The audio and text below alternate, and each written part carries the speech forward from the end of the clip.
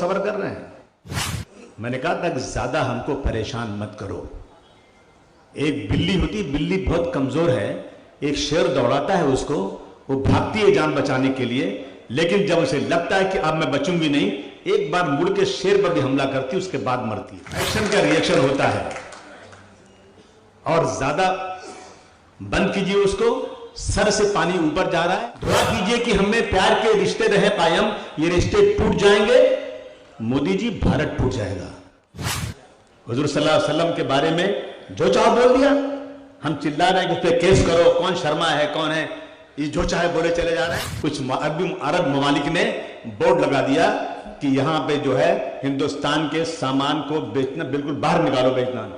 एक दिन में दुरुस्त हो रहा था कि क्या हिंदुस्तान मुसलमानों के लिए सबसे अनसेफ जगह है? तो कहा क्या नहीं है। आज हिंदुस्तान मुसलमानों के लिए सबसे अनसेफ जगह हो गई पूरी दुनिया में। ये चर्चा में आ गया। और अभी जो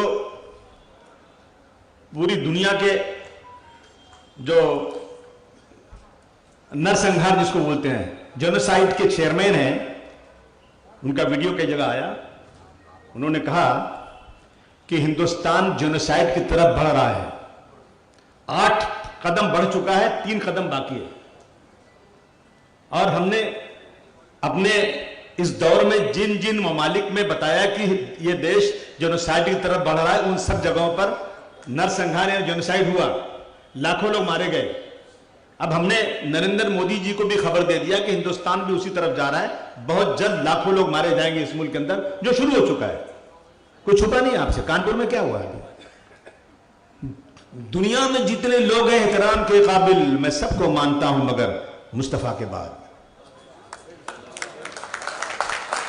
लानत है हमारी जिंदगी के ऊपर। कोई भी उठ के एक दिन बोल देता है शरीयत के खिलाफ, हुजूर सल्लल्लाहु अलैहि वसल्लम के खिलाफ, अल्लाह के खिलाफ। यानी ऐसा होता है कि एक आदमी को, दाढ़ी वाले को पकड़ करके 20 आदमी मारते हैं और कहते हैं तुम गाली दो। मरता क्या नहीं करता। ये इस मुल्क में हो गया है। मैं इसलिए कह रहा हूं कि हमें क्या करना चाहिए। देखिए, कुरैश जमात के लोग बहुत मजबूत हैं माशाअल्लाह, और मैं जानता हूं बहुत बड़े बड़े लोग हैं। हाजी साहब खुद, जब मैंने यहाँ शुरू किया काम, मैंने मेरे कंस्टिट्यूंसी में मैंने एक्सरे मशीन और सोनोग्राफी और डायलिसिस मशीन सब लगाना शुरू किया, तो मुझे हाजी साहब ने बढ़ चढ़ के उसमें हिस्सा लिया, मुझे मदद किया उसके अंदर।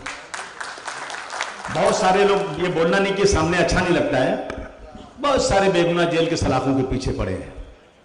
यकीन जानिए कोई गलती नहीं है। मैं एक जिम्मेदार शहरी होने की बात ये कह रहा हूं, और मैंने पार्लियामेंट में भी और असेंबली में कहा है कि कोई गलती उनकी नहीं है। गलती सिर्फ उनकी ये है कि वो मुस्लिम मसाइल पर बढ़ चढ़ के बोलने की कोशिश करते हैं, मुस्लिम दबी हुई मुस्लिम कौम को मदद करने की कोशिश करते हैं। उसके एवज में उनको जेल की सलाखों के पीछे 20-20 सालों से रखा हुआ है। 20-20 सालों से खाने को नहीं उनके पास है। ये हालात देश में चल रहे हैं आजकल। हम बहुत सब्र कर रहे हैं। मस्जिदों पर लाउड स्पीकर उतार दिया जाएगा। मस्जिदों के लाउड स्पीकर के साथ लाउड स्पीकर बहुत जगह पे लगा है, उसका नाम नहीं कोई ले रहा है। सिर्फ मस्जिद मस्जिद मस्जिद की जा रही है। मैंने कहा था कि ज्यादा हमको परेशान मत करो। एक बिल्ली होती, बिल्ली बहुत कमजोर है, एक शेर दौड़ाता है उसको, वो भागती है जान बचाने के लिए, लेकिन जब उसे लगता है कि अब मैं बचूंगी नहीं, एक बार मुड़ के शेर पर भी हमला करती, उसके बाद मरती है। एक्शन का रिएक्शन होता है। और ज्यादा बंद कीजिए उसको, सर से पानी ऊपर जा रहा है। हम तो हमेशा हिंदू और मुस्लिम की एकता की बात करते हैं। कहते कि महलों और झोपड़ों सबका मुकद्दर फूट जाएगा अगर ये साथ हिंदू और मुस्लिमों का छूट जाएगा। दुआ कीजिए कि हमें प्यार के रिश्ते रहे कायम, ये रिश्ते टूट जाएंगे, मोदी जी भारत टूट जाएगा, खत्म हो जाएगा। 24 घंटा सिर्फ हिंदू मुस्लिम। मुझे बहुत खुशी हुई, मैं कल से बहुत खुश हूं। हुजूर सल्लल्लाहु अलैहि वसल्लम के बारे में जो चाहो बोल दिया। हम चिल्ला रहे हैं कि उस पर केस करो, कौन शर्मा है कौन है, ये जो चाहे बोले चले जा रहे हैं। लेकिन यहाँ के हमारे एक्स चीफ मिनिस्टर, बड़े बड़े लीडरों ने कहा कि तुम घबराओ मत शर्मा, हम तुम्हारे साथ हैं, हम तुम्हारे साथ हैं। अल्हम्दुलिल्लाह कुछ अरब ममालिक ने बोर्ड लगा दिया कि यहाँ पे जो है हिंदुस्तान के सामान को बेचना बिल्कुल बाहर निकालो, बेचना। एक दिन में दुरुस्त हो गए। मोदी जी, हमारी बातें नहीं सुना आपने। लाखों मुसलमान चिल्ला रहे हैं कि भाई कानून के मुताबिक उस पर काम करो, आप सुनने को तैयार नहीं। लेकिन जब अरब ममालिक ने बुलाया आपके एम्बेसडर को, बात किया, तो आपने उन दोनों को सस्पेंड किया। सस्पेंड नहीं, उनको जेल की सलाखों के पीछे कम से कम 5 साल के लिए भेजेंगे, तब मैं समझूंगा इंसाफ होगा।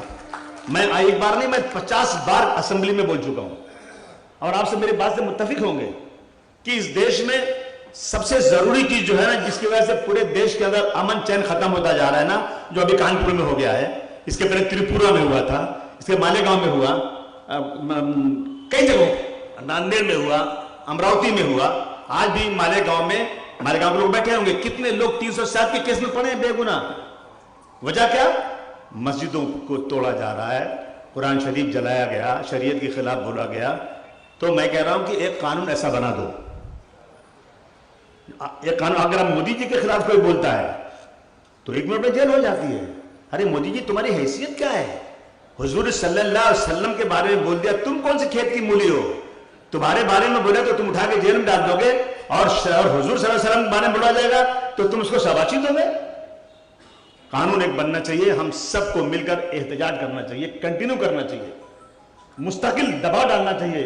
ये कानून ऐसा बनाओ कि किसी, चाहे हिंदू हो या मुसलमान, चाहे कुरान शरीफ हो या वेद हो या बाइबल हो, किसी अहम शख्सियत के खिलाफ, कोई धार्मिक नेताओं के खिलाफ, धार्मिक बड़ी शख्सियत के खिलाफ अगर किसी ने एक लफ्ज भी, चाहे सोशल मीडिया पे चाहे माइक पे बोला, उसे यूएपीए जैसे कानून में जेल में डालो, ताकि 5 साल तक जमानत ना होने पाए। ये कानून जेल में बनना ही चाहिए इस देश के अंदर। रोजाना उसी की वजह से रोजाना ये सब कुछ हो रहा है देश में। आप पता लगा लीजिए, देख लीजिए क्या हो रहा है देश के अंदर।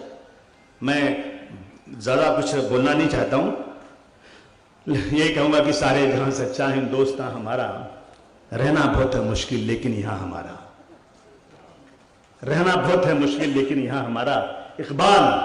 इकबाल आज होते तो आह करते, कहते कैसा बदल गया हिंदुस्तान हमारा।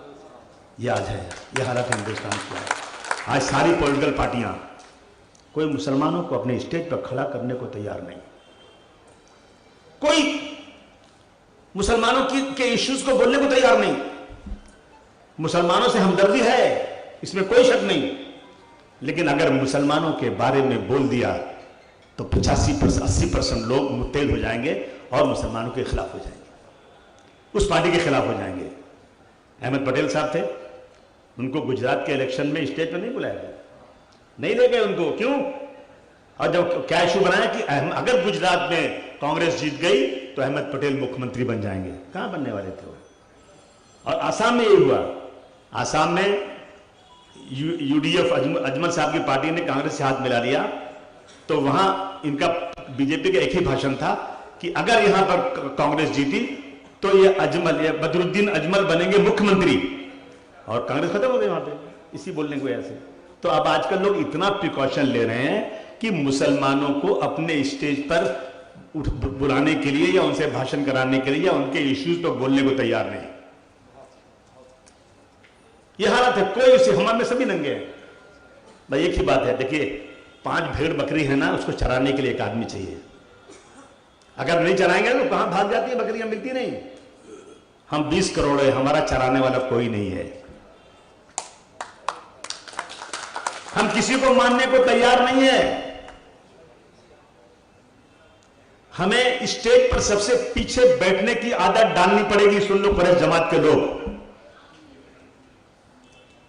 हम अपने आप को खुद नुमाई के लिए नहीं, अपनी कौम के लिए अपने आप को कुर्बानी का जज्बा लेकर मीटिंग में सबसे पीछे बैठने को तैयार रहना चाहिए, और हमें किसी को तनकीद नहीं करना चाहिए। मैं ये बात कह देना चाहता हूं, हम तनकीदें करते हैं, जो शख्स आगे बढ़ता है ना उसके ऊपर तनकीदें होती हैं, उसकी बुराइयां निकालकर उसकी जो है उसको पैर से काट कर छोटा करने की कोशिश की जाती है, ना कि हम उसके बराबर हो जाएं।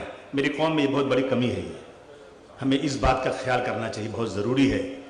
और हमें अपना एक लीडर चुनना चाहिए।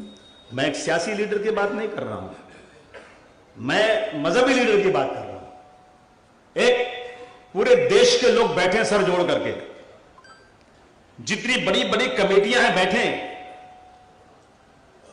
और हर स्टेट में उनके नुमाइंदे हों, और वो कह दे कि आज तुमको 5 माले से कूद जाना है, हमें उफ नहीं करना है और कूद के अपनी जान दे देना है, क्योंकि मेरे लीडर ने कह दिया है। अगर हमने ये कर लिया ना, हमने ये कर लिया तो हमारी हैसियत बन जाएगी। आज हमारी हैसियत कुछ नहीं है इस मुल्क के अंदर। आज मैं देख रहा हूं हमारे गांव में